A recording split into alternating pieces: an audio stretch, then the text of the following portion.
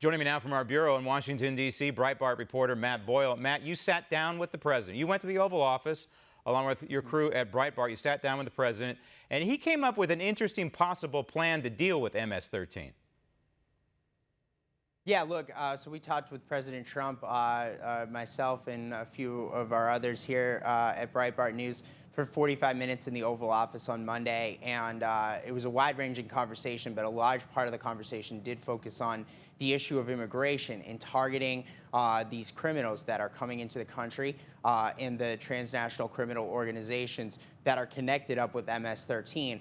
These are the drug cartels. The drug cartels, President Trump is considering, and he revealed this to us in this interview, that he is considering designating officially, using the powers of, as Commander-in-Chief, the Mexican drug cartel organizations, which are transnational criminal organizations. Again, MS-13 is kind of an offshoot, and they work closely with the cartels as foreign terrorist organizations. And if the administration designated them as such, then anybody who is part of these cartels or works with them, our federal government, law enforcement officials, and national security officials will have a lot more tools available to protect the Americans, like the American we saw in that story that you were just talking about in California. And sadly, we hear these stories all the time across the United States, the angel moms, the angel parents.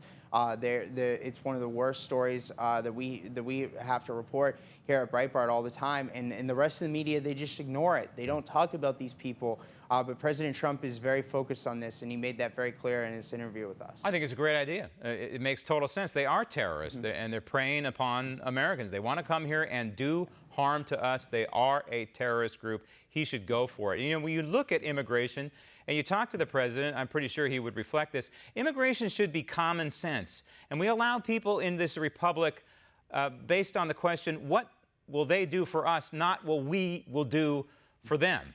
And the president has said that essentially, and he said it to you, I believe, in the Oval Office, that anyone we allow in this country should be self-sufficient.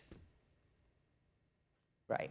Yeah, so there's a report that came out late last year from Center for Immigration Studies that goes through, and it's using government data. It's all publicly available government data, where they found that 63% of non-citizen households in the United States right now, 63%, that's well more than a majority, are on some form of welfare. They're on some form of public assistance. That's absolutely unbelievable. By the way, if you look at the number from when it's families with households with children, right, non-citizen households with children, it goes up to close to 80%. That's unbelievable. It's unacceptable. Right. And President Trump said in his interview with us that they should we should only be taking in people who are not going to be on welfare. And also during this interview, he touched on matters. By the way, immigration clearly is going to be an issue for the 2020 election cycle, but it's also pretty clear what you also touched on, socialism,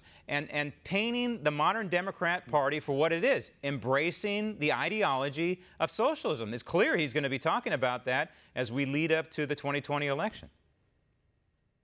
Yeah, President Trump said that the Democrats out there pushing this idea of socialism, you know, Rolls-Royce in everybody's driveway, free health care, free education, this Green New Deal and everything, all of this stuff it's seductive, right? It sounds good to give out a bunch of free stuff to people. It's easy to campaign on, and that's why you're going to see all these Democrats go out there and push this issue, but it's also particularly dangerous, and it's very hard to actually govern on those ideas. So President Trump looked for him to challenge that. He made that very clear that he's going to over the course of the campaign. We must summarily reject socialism, but we must educate along the way, because we know that too many young people are embracing socialism right now.